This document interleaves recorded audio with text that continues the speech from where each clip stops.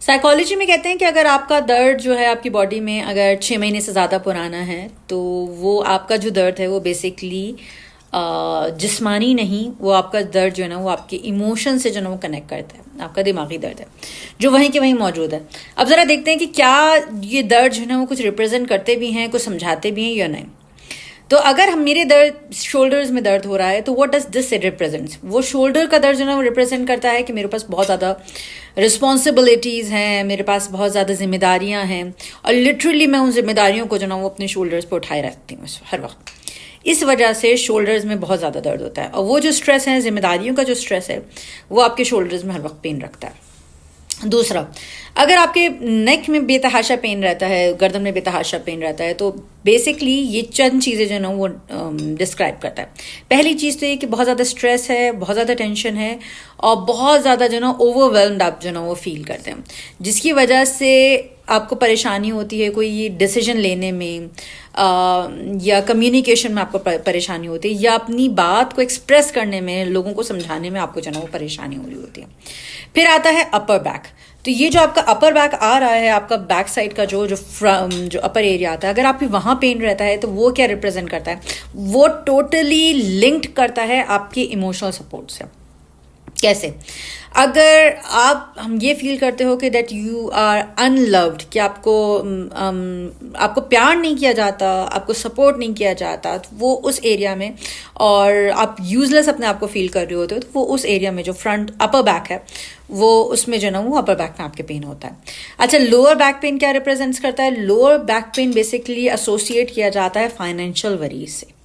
तो अगर मेरे पास कोई आता है, वो मुझे एक्सप्लेन करता है कि जी मुझे लोअर बैक में बेतहाशा पेन रहता है, अक्सर पेन रहता है, तो इसका मतलब ये है कि वो मुस्तकिल जो है ना वो फाइनेंशियली तौर पे जो है ना वो अपने आप को जो है ना वो परेशान रखता है, वो जुटे रहता है कि मैं अपने फाइनेंसेस को किस तरह मैनेज करूँ, कैसा पूरा करूँ। ये एक बर्डन जो है ना वो इस चीज़ का स्ट्रेस जो है उसके ऊपर हम रख करता है। अच्छा, हेडेक, सर में दर्द एक बहुत ही कॉमन चीज़ है जो कि अक्सर एसोसिएट हो जाती है। पहले सर में दर्द शुरू होता है आहिस्ता आहिस्ता करके, फिर वो माइग्रेन में, फिर माइग्रेन का फिर वो आहिस्ता आहिस्ता करके स्लीप डिस्टर्बेंस जो हो जाती है, जिसमें जो है ना वो आपको नींद ना आना, ये सारे इश्यूज जो है ना वो एक साथ कनेक्टेड हो जाते हैं। क्यों होता है ये सर में दर्द? ये सर में दर्द जो है ना ये ओवर थिंकिंग, जब हम बहुत ज़्यादा ओवर थिंकिंग करते हैं, स्ट्रेस, एंजाइटी जब आपकी लाइफ में बहुत ज़्यादा होती है, कहा जाता है ना कि जी एंजाइटी की वजह से नींद नहीं आती, नींदें उड़ जाते हैं, स्लीप एपनिया के इश्यूज हो जाते हैं और एंजाइटी की वजह से माइग्रेन भी होता है। तो ये सारी चीज़ें जो ना एक से बढ़कर एक मुंसलिक रहती हैं, एक से बढ़कर एक कनेक्ट करती चली जाती हैं। और फिर क्योंकि सर का दर्द जो है वो रिजल्ट बनता है किस चीज़ का? मुस्तकिल परेशान होने का। तो मुस्तकिल परेशान अगर आप हैं तो उसका रिजल्ट जो होगा वो सर का दर्द होगा, या मेंटली तो तौर पे आपने इतना ज़्यादा अपने आप को ओवरलोड किया हुआ है, उसकी वजह से भी जो ना वो आपके सर में दर्द बेतहाशा होगा। या अगर आप अपनी ज़िंदगी में बहुत सारी चीज़ों को एक साथ कंट्रोल करने की कोशिश कर रहे हैं, उसकी वजह से भी आपके सर में दर्द होगा। अच्छा, फिर उसके बाद आ जाता है स्टमक पेन। बच्चे बहुत ज़्यादा शिकायत करते हैं कि जी हमें स्टमक पेन हो रहा है, पेट में दर्द हो रहा है और यूँ हो रहा है, वो हो रहा है। स्टमक पेन टोटली एंजाइटी को शो करता है। क्यों एंजाइटी को शो करता है? आपने सुना होगा ना कि जब एग्जाम्स आने वाले होते हैं तो पेट खराब हो जाता है फौरन। पेट खराब इसी वजह से होता है क्योंकि आपको एग्जाम्स की एंजाइटी होती है कि पता नहीं पेपर कैसा आएगा और कैसा होगा, मैं कैसा करूंगी या करूंगा, और उसके बाद मेरा रिजल्ट कैसा आएगा, और फिर रिजल्ट्स के बाद मेरे पेरेंट्स क्या कहेंगे मुझे। तो ये एक के बाद एक ये चेन जो ना वो जो चलती है ना, तो जिसकी वजह से वो एंजाइटी हो जाती है। ये मैंने आपको एक एग्जाम्पल दी। लेकिन स्टमक पेन बेसिकली, या डाइजेस्टिव इश्यूज, जो आपको मुस्तकिल पेट खराब रहता है, आइदर की कॉन्स्टिपेशन है या डायरिया है, ये नहीं कि आपका बिल्कुल सही रह रहा हो। इसका ये किस चीज़ से कनेक्ट करता है? ये लिटरली इस चीज़ से कनेक्ट करता है कि आप बहुत सारी चीज़ें ज़िंदगी में अपनी हज़म नहीं कर पा रहे। समझ में आया?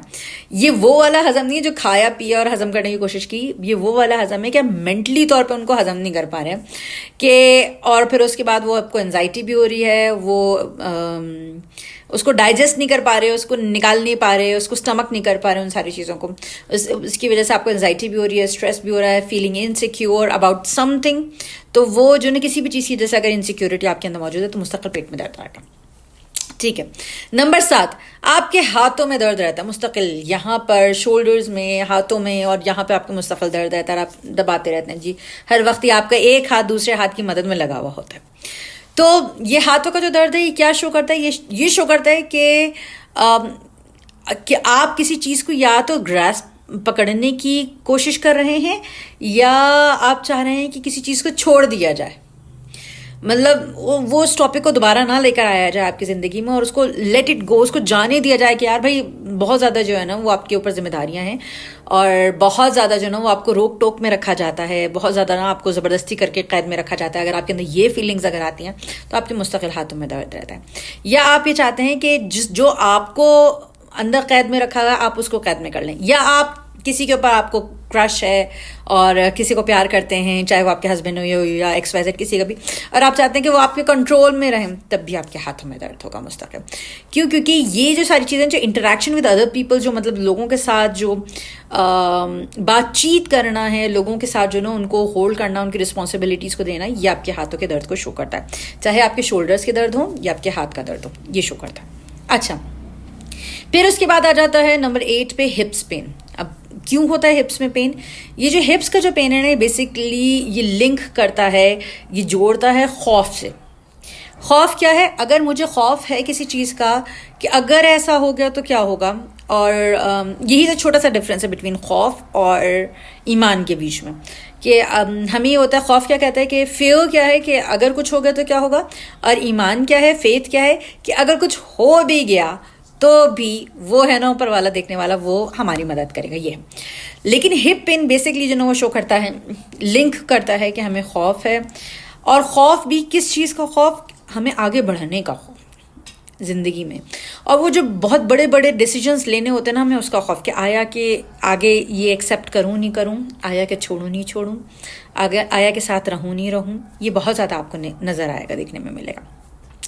जब आप ज़िंदगी के बड़े बड़े डिसीजंस लेने में आपको खौफ होता है कि आया कि मुझे यूनिवर्सिटी चूज़ करनी चाहिए, मुझे ये शहर चूज़ करना चाहिए, मुझे ये करना चाहिए, ये नहीं करना चाहिए, जो बड़े डिसीजंस होते हैं उसको लेने में जब आपको खौफ होता है, ये ज़िंदगी में आगे बढ़ने में आपको खौफ होता है, तो उस वक्त ज़्यादातर जो है आपके हिप्स में पेन होता है।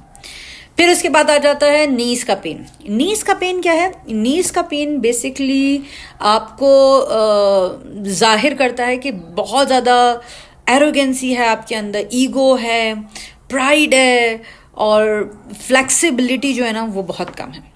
तो क्या मतलब कि अगर आपके ऊपर कोई भी नई सिचुएशन आ जाती है, नई कंडीशन आ जाती है, नए हालात आ जाते हैं, तो आप कितने फ्लेक्सिबल हैं ये आपकी नी जो है वो एक्सप्लेन करेगी। सो फॉर एग्जांपल, मेरे पास कोई सिचुएशन आ गई और मैं उस सिचुएशन में अपने आप को किस तरह एडजस्ट करूँगी। अगर मैंने उसको अपने आप को एडजस्ट कर लिया, मेरे नी में पेन नहीं होगा।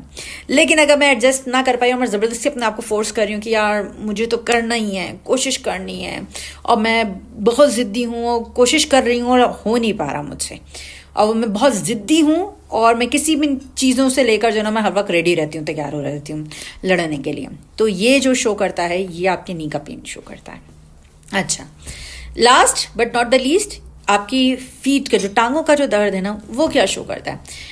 टांगों में दर्द आपका, अगेन दोबारा से मैं कहूँगी कि वो शो करता है खौफ को। लेकिन कौन सा खौफ? ये वो वाला खौफ नहीं कि आपको फैसला लेने में खौफ महसूस हो रहा है, ज़िंदगी में आगे बढ़ने में खौफ महसूस हो रहा है।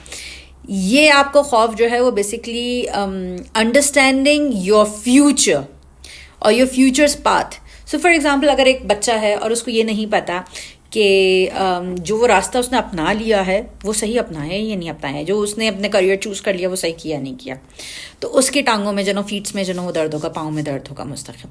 या अगर कोई जॉब कर रहा है और वो कहेगा कि जी वो ये जॉब सही है या नहीं है, और वो स्टिल कंफ्यूज है, उसके जहन में कहीं बैक ऑफ द माइंड ये चल रहा है कि जी ये जो मैं कर रहा हूँ, ये जो मैं नौकरी कर रहा हूँ, या ये जो मैं कारोबार कर रहा हूँ, ये सही है या नहीं है मेरे लिए। तो जब आप अपनी ज़िंदगी के रास्ते को सही तरीके से समझ नहीं पा रहे होते और आपको ये पता नहीं होता कि आपकी जो फाउंडेशन है, ज़िंदगी की जो बुनियाद है, जो डायरेक्शन है वो सही है या नहीं है, उस सूरत में आप अपनी टांगों में दर्द महसूस करते हैं। अच्छा, याद रखिएगा कि बहुत इंपॉर्टेंट है कि ये जो सारी एसोसिएशंस जो मैंने आपको बताई हैं, अगर दर्द 6 महीने से ज़्यादा पुराना हो, अगर दर्द जो है ना वो अगर आपका क्रॉनिक होता है, सीवियर पेन होता है, please consult your medical professional, और consult your professional medical advice लीजिए और मेडिकल एडवाइस लीजिए, प्रोफेशनल एडवाइस लीजिए, ताकि ये पता चल सके कि वो जो पेन है वो किसी और कॉज की वजह से तो नहीं हो रहा, किसी न्यूट्रिएंट्स की कमी की वजह से तो नहीं हो रहा, किसी अर्थराइटिस की वजह से या ऑस्टियोपोरोसिस की वजह से, किसी क्रॉनिक इलनेस की वजह से नहीं हो रहा, जैसे कि डायबिटीज़ हुई, ब्लड प्रेशर हुआ, इस वजह से तो नहीं हो रहा वो पेन। ये चेक कराइए। और जब आपको ये पता चल जाए कि नहीं हाँ उनकी वजह से नहीं हो रहा, तो फिर उसके बाद आपने क्या करना है, फिर उसके बाद आपने जो है ना वो किसी थेरेपिस्ट को हायर करना है। और वो थेरेपिस्ट जो है ना वो आपको पूरा एक्सप्लेन करेगी कि किस तरीके से जो है ना वो कौन सा पेन क्या रिप्रेजेंट कर रहा है, क्यों हो रहा है, और किस तरीके से उसको उस पेन से जान छुड़ानी है अपनी।